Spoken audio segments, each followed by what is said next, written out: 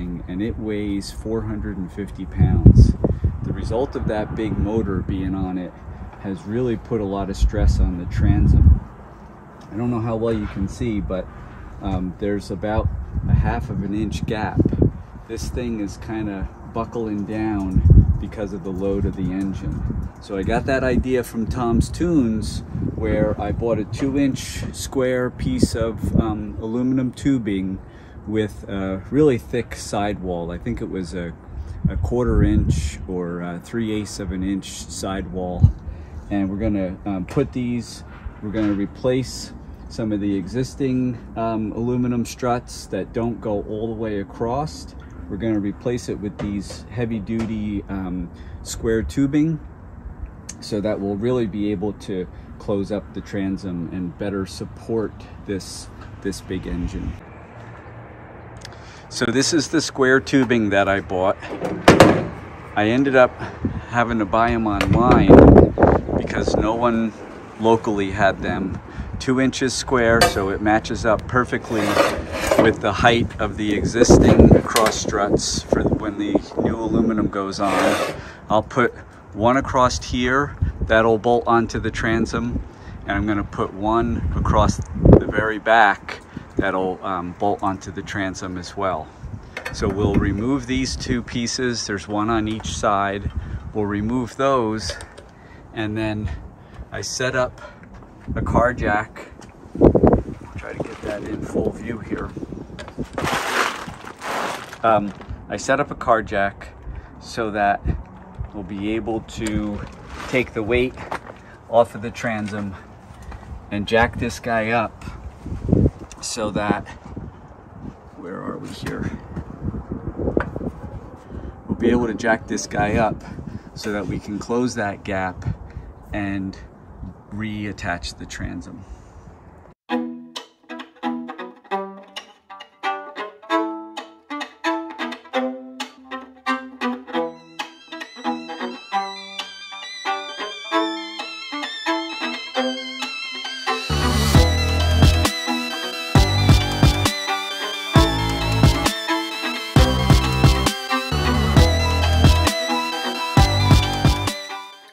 We got the tubing laid out and marked to the right length, and I brought it over to my friend's shop, Keith, to have them cut to length.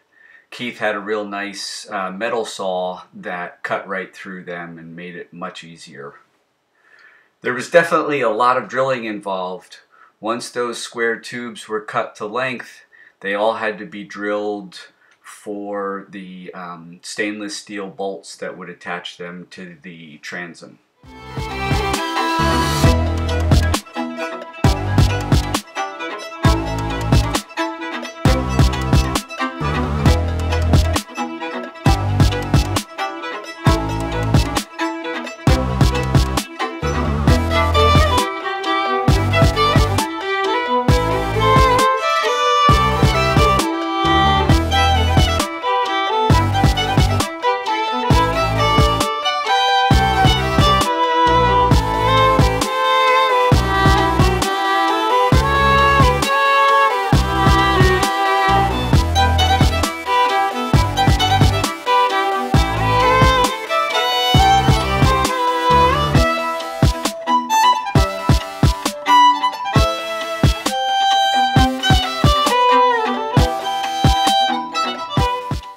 We purchased a tow bar from Marine Wave and lined it up so that it would be bolted directly onto the square tubing cross members to make it nice and secure. We disconnected the electrical harness, the steering and throttle cables, and pulled those all through for later installation.